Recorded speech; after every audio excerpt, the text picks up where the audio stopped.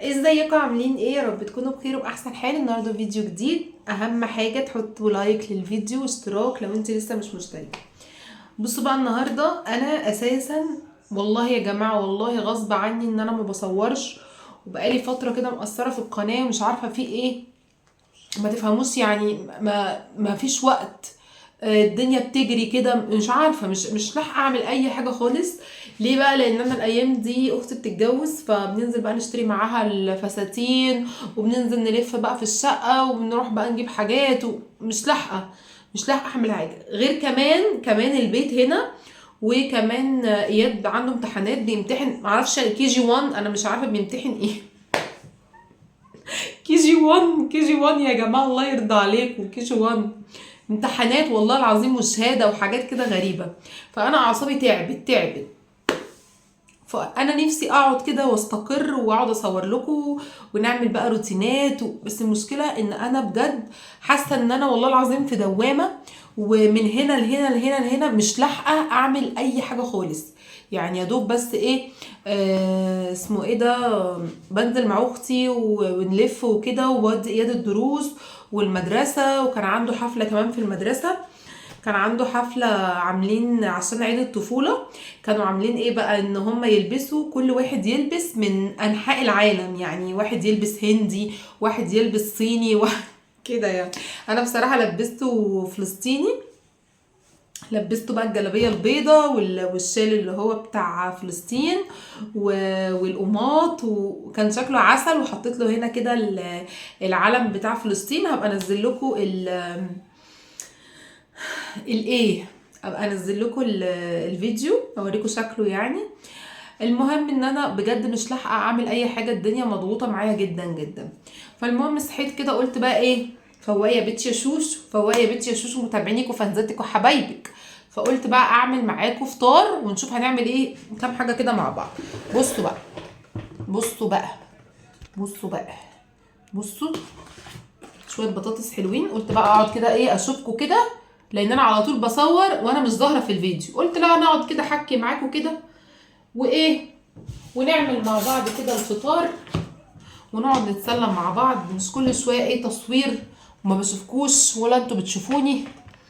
نحاول كده ايه، تشوفوني وانا اشوفكم، ونقعد بقى في المطبخ ايه نتسلى كده مع بعض. بصوا بقى، نقعد نتكلم مع بعض. انا المدارس ضغطاني والله العظيم، يعني مذاكرة وتصوير ورق وإشي طبعه وإشي حفلة وإشي. طبعا دي أول سنة ليا في المدارس مع إياد، وطلع روحي. يعني دي أول سنة، الله يعين والله العظيم الأمهات اللي عيالهم بقى إيه، كذا واحد 3 ولا 4، وفي امتحانات وفي مدارس، يا لهوي الله يعينكم أقسم بالله. المهم بقى ايه، طلبت اوردر طبعا. اوردراتي مدمره حياتي، انا اوردراتي مدمره حياتي اقسم بالله. طلبت شويه حاجات بقى تحفه تحفه تحفه، حاجات للديكور، وطلبت حاجات للمطبخ هنا. ان شاء الله ايه، هوريها لكم ان شاء الله الفيديو الجاي تكون جت يعني ماشي.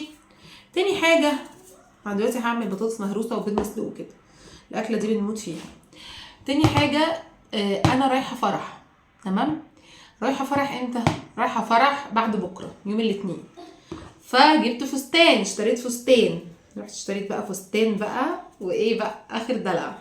قلت لا، انا لازم ادلع نفسي. والفستان ده قلت كمان ايه، احضر بيه فرح اختي، عشان اختي اساسا مش هتعمل فرح عشان ابو جوزها متوفي. فقلت بقى خلاص، ما هي مش هتعمل فرح كده كده، فهلبس ايه الفستان اللي انا جبته ده يعني. فلو حابين ان انا اليوم ده اجهز كده معاكم واوريكم الميك اب واوريكم الفستان واقول لكم جبته منين وسعره وكده، ما في عنديش مشكله. نزلت كمان جبت الطرحه، وجبت البادي، وجبت الشوز، وجبت الشنطه. المهم ان ايه، دمرت الفلوس كلها اللي معايا. كل ما الليم في جيبي عارفين صرفته اقسم بالله، يعني اشي فستان، اشي ايلاينر، اشي رموش، اشي. المهم ان انا ايه، بقيت على الجنط يعني، خلاص مفيش فلوس. كمان المشترياتي اللي قلت لكم عليها مدمره حياتي دي برضو دمرت معايا الميزانيه. فبصراحه انا ايه طالعه، انا متضايقه يا جماعه، بس مش مشكله، فدايه الواحد يصرف، فدايه يعني عادي. دلوقتي انا عشان افك من الاكتئاب بشتري اي حاجه قدامي، اي حاجه تعجبني هروح اشتريها. انا عايزه اعرف هو انا كده لوحدي ولا انتوا كمان؟ المشكله ان احنا في وقت دلوقتي المفروض نلم نفسنا في المصاريف والصرف والكلام ده، بس انا لا، مفيش الكلام ده معايا انا، لا لا لا لا لا لا لا. انا اديني تبذير، يعني احب اصرف بصراحه، بس في حاجات انا بالنسبه لي شايفاها مهمه، يعني مثلا حاجات للبيت، مثلا حاجه ليا، حاجه للولاد. بحب قوي حاجات عيالي، احب اشتري حاجات للولاد وكده كده يعني. ده عيبي بصراحه، مش عيب، هي دي الحاجه اللي بتبسطني. يعني مش عارفه انتوا كمان كده ولا لا، بس انا اغلب صحابي كده. والله اول ما تشتري تلاقي نفسك اتبسطتي. لكن الرجاله لا، يصرفوش يصرفوا بس ايه على السجاير والاكل، لكن احنا اوردراتنا مدمره حياتنا. اول ما تشوفي اوردر كده على مش عارفه البطاطس مديهالي، يعني الراجل ده انزل امسك فيه ولا اعمل ايه انا، والله العظيم. المهم ان الفرح ده بتاع قرايب جوزي، يعني بنت خالته، فان شاء الله هنجهز بقى مع بعض كده ونروح. لو حابين ابقى انزل لكم الفيديو ده مفيش مشكله، واوريكم الفستان. او بصراحه الفستان شكله قمر يعني. فان شاء الله بقى اليوم ده بقى حلوه كده وشيك. وكمان عايزه اقول لكم ايه تاني، كنت عايزه اقول لكم ايه تاني. الموبايل بتاع اياد، عارفينه اللي هو كان بتاعي اصلا. انا الموبايل بتاعي ده انا رحت اشتريت موبايل جديد، وكنت هدي الموبايل القديم لجوزي. فالمهم اياد قعد يعيط، لا انا ايه التليفون ده بتاعي، ده مكتوب على اسمي. فالمهم راح جوزي قال لي ايه خلاص اديهوله مش مشكله، انا وهو واحد. قلت له تمام. المهم اديته لاياد والدنيا تمام وزي الفل. راح تميم مسك له التليفون بعدها بحوالي اسبوع كده ولا اسبوعين، وراح دسهوله على الارض، كسر الشاشه. المهم انا بقى برضو ده كان معطلني بقى الفتره دي، لان اياد كان كل يوم يعيط ومنهار وكده، لان هو جاب شاشه الموبايل، وعشان اغير الشاشه بتاعته، هو كان اوبو رينو 4 كان وانا اللي جبته ده رينو 10. رينو 10 ده اللي هو اعلى حاجه في اوبو دلوقتي حاليا يعني. بس بصراحه ما شاء الله جميل، ربنا يستر عليه من تميم، عارفين انا بخبيه والله العظيم منه. المهم والله العظيم الموبايل ده انا جبته عشان التصوير وعشان القناه وكده، لان كانت مشكله الموبايل التاني الرينو حلو جدا وكان معايا زي الفل، بس مشكلته ان هو بقى بيعمل ايه بقى مفيش مساحه. يعني المساحه كانت حوالي 128، ما كانت خلاص بقى، لكن ده 265 فمساحته حلوه. فالمهم اديتهوله فتمام كسره. طبعا رحت عشان اغير له الشاشه، بيقولوا لي ان الشاشه عشان تتغير هتكلفني 4000 ونص. يعني مش عارفه ايه ده بصراحه. طب ما اروح ابيعه يعني وخلاص يعني، واجيب له تليفون جديد. بس المشكله بقى ان انا التليفون ده عزيز عليا فوق الوصف، يعني عزيز عليا جدا جدا جدا. فالمهم قلت لا اغير له. قال لي في شاشه كوبي مش عارفه ب1000 جنيه ولا حاجه كده، فقلت له اعملها لي. رحت بس لان كده كده هتتكسر تاني من تميم يعني. فالمهم عملتها واياد بقى ايه مزقطط عشان هو بيحب ايه وقت ما نخلص مذاكره وكده يقعد عليه. هو اياد ما بيمسكوش كتير، بس بيحب وقت ما يخلص بقى مذاكره ولا حاجه مهمه عندنا. بصوا قشرت اهو البطاطس، استنوا هغسلها وارجع لكم. خلاص اهو غسلت البطاطس. المهم ان انا اساسا والله العظيم مصوره الفيديو ده عشان في ناس بتزعل مني، يا شوشو انت فين، انت ما بتفتح ما يعني مش بتصوري ليه، مش بتنزلي فيديوهات ليه، وبيزعلوا مني ويتقمصوا مني. وانا اساسا والله العظيم محتاسه. عارفين التصوير يا جماعه واليوتيوب هنا صعب مش سهل، مفيش حد بيكمل. يعني القنوات الصغيره دي ما تلاقوهاش بتكمل على اليوتيوب، لانه هو مرهق وبجد متعب على الفاضي. يعني انت بتتعبي كده على الفاضي وبتفضلي تشتري ومشتريات وفلوجات على الفاضي. عارفين يعني لازم عشان تقبضي وتقبضي كويس لازم يبقى عندك مشاهدات كتير، فاهمين قصدي؟ فالواحد ما فيش حاجه بتشجع، فاهمين قصدي؟ انا بقى الحاجه الوحيده اللي بتشجعني هو انتوا والله العظيم، يعني من غير اي حاجه. بس فعلا التصوير الفيديوهات مش سهل نهائي نهائي. انت عشان تصوري وتمنتجي وتنزلي الفيديو ممكن ياخد منك 3 ساعات في اليوم، فانتوا تخيلوا. وعايزين كمان باقه كبيره عشان تحملي الفيديوهات دي، لان الفيديوهات دي الداتا بتاعت التليفون. يعني مثلا لو انا بره وعايزه عايزه مثلا انزل الفيديو ما بعرفش انزله، ممكن ياخد لي الباقه كلها 200 جنيه مثلا عشان ينزل لي فيديو واحد. ده لو نزله اصلا بيبقى بطيء جدا، فاهمين قصدي؟ فعشان كده انا لما ببقى بره البيت ما بعرفش طبعا انزل فيديوهات او اصور او كده يعني. المهم المهم بقى فانا ايه طلعت بقى النهارده كده عشان اشارككم بقى يومي، وكمان عشان ما تزعلوش مني. وبرده كنت حابه ان انا اقعد اتكلم معاكم الصراحه، يعني كنت حابه ان انا كده اقعد اتكلم معاكم، مش بقى كله فحت وردم وتنظيف وعلق ونزل وجيب لا. احنا قلنا ايه، نقعد كده ندردش مع بعضينا ونحب في بعض شويه وايه، ونعمل للعيال فطار. انا قمت كده من النوم صليت وفطرت، عملت كده حاجه افطر بيها وافطرها. وبعد كده قلت بقى ادخل اعمل لولاد كده فطار. بصوا بقى هعمل فطار ايه، هسلق البطاطس دي وهسلق كمان بيض مسلوق. وبعمل ايه بقى، بهرسها عادي بطاطس مهروسه عاديه بمعلقه سمنه وايه تاني وشويه زبده، سمنه او زبده ولبن وملح وفلفل اسود وممكن حبه كمون لو حبه، بس انا بحس الكمون بيغير طعمها. وبعد كده بتقومي سلقه البيض وتقومي فرشه البطاطس وتقطعي عليها البيض المسلوق من فوق مفتفتاه كده على الوش، او بتلخبطيهم في بعض، بس انا بحبه كده على الوش يبقى باين يعني. وتغمسيه بقى بالعيش انا بعشق الفطار ده جدا جدا جدا، وفي نفس الوقت مغذيه قوي لو عندك اطفال صغيرين. فاهي الحله احطها على النار وبقى ايه اوريكم بقى المنظر في الاخر.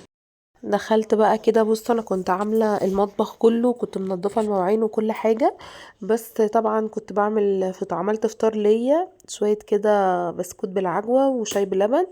ف غسلت بقى الحاجه اللي انا اكلت فيها عشان اول باول كده عايزه اخلي الدنيا رايقه ونظيفه، عشان بصراحه انا لما بكسل يعني، بص ببقى مش قادره بصراحه اعمل اي حاجه، بالذات لو عندي برد او بنزل او كده. فطول ما انا متواجده في البيت دايما بقى ايه برتب حواليا واخلي الدنيا نظيفه ومترتبه وزي الفل. بس المهم غسلت بقى الحاجه اللي فطرنا بيها، ودلوقتي اهو الحاجه اللي استعملتها معاكم دلوقتي في البطاطس وكده. المهم ان الاكله دي والله يا جماعه تنفع غدا وجميله جدا ومغذيه جدا، وكمان بتشبع فتره طويله. يعني اتفرجوا كده لو انت عامله دايت مثلا، طبعا هتستبدلي السمنه ممكن بمكعب زبده صغير، او ممكن تحطيش اي مواد دهنيه خالص. اتفرجي على كمية الشبع اللي انت هتحسي نفسك بيها بصراحة. لان هتقولي لي اصل البطاطس نشويات، هقولك اوكي، بس البطاطس بتتخن في حالة واحدة بس، لو انتي ضفت لها مواد دهنية يعني مثلا سمنة زيت كده يعني. لكن هي كأكلة عادي جدا، انتي من حقك تاكلي بطاطس يعني عادي، طبيخ بطاطس عادي. لكن ما تاكليهوش بعيش. لو انتي عاملة دايت تاكليه بالمعلقة كده. لكن طبعا لازم تاكلي بطاطس، وده من انواع الخضار لازم تتاكل، بس ما تبقاش بقى داخلها بقى نشويات تانية زي العيش، او داخلها دهون زي الزيت والسمنة والكلام ده. فبجد هتبقى اكلة حلوة جدا ومغذية جدا، واحنا اصلا بنحبها قوي بصراحة يعني. بس المهم مسكت بقى الرخامة، كنت غاسلة انا المواعين وكنت بصفي كده الحلل اللي عندي دي، فصفتهم وشلتهم وحاولت كده ان انا ارتب الرخامة. وبعد كده هبتدي انشف بقى كده الرخام، والبوتاجاز كنت برضو غسلاه ومنضفاه. لما جيت بقى بعمل البطاطس وقعت بطاطس عليه. بصوا قاعده طول ما انا بصور متضايقه، اللي هو عايزه اشيلها والعيون سخنه جدا، اتلسعت اصلا عشان كنت هشيلها وارميها في الباسكت. اتلسعت. عارفين انتوا من الناس دي اللي هو حاجه تقع على البوتاجاز ابقى عايزه امسحها وهي على البوتاجاز، هتشوفوا دلوقتي. بس المهم سلقت كده 3 بيضات، كل واحد فينا كده بيضه. انا ما بكترش لان كده كده احنا بنقطعهم على الوش يعني. بعد كده حطيت بقى ملح، وهبتدي اهرس بقى البطاطس بالملح بس. وبعد كده بقى نبتدي بقى نضيف بقية الحاجات التانية. ابتدي كده اهرس بقى كويس. بصوا البطاطس اللي وقعت، يا لهوي بهري وانكد دلوقتي. والله بهري وانكد في نفسي اشيلهم ازاي، طب هتلسع. وبرضو عمالة افكر لحد ما احاول برضو. بصوا الهبل اللي انا فيه، واتلسعت. المهم بقى حطيت شوية، بصوا بس كنت عايزة اشيلها معرفتش، سخنة خالص. حطيت كده شوية السمنة بتوعي او الزبدة براحتك، وتفضلي برضو تهرسي كده كويس. بعد كده ببتدي بقى اضيف اللبن، اضيف الفلفل الاسود. انا بحب عليها لبن بتبقى تحفة. لو انتي بقى مش هتحطي عليها بيض مسلوق، حطي معاها بيضة وانتي بتهرسيها كده، بيضة نية عادي جدا يعني. بس ههرس برضو ايدي فيها كده، بحبها ناعمة بيوريه كده خالص، ما فيهاش اي تكتلات، عشان طبعا تميم بياكل معايا وكده، فمش عايزاها تقف في زوره، فاهمين.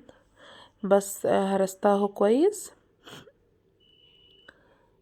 ومفيدة جدا للأطفال يعني، جربي كده يعني هتعجبهم قوي. انا تميم بيموت في الأكلة دي، بيموت فيها. بس المهم حطيت كده في الزفت شوية لبن. وبعد كده هبتدي اقلب كده كويس.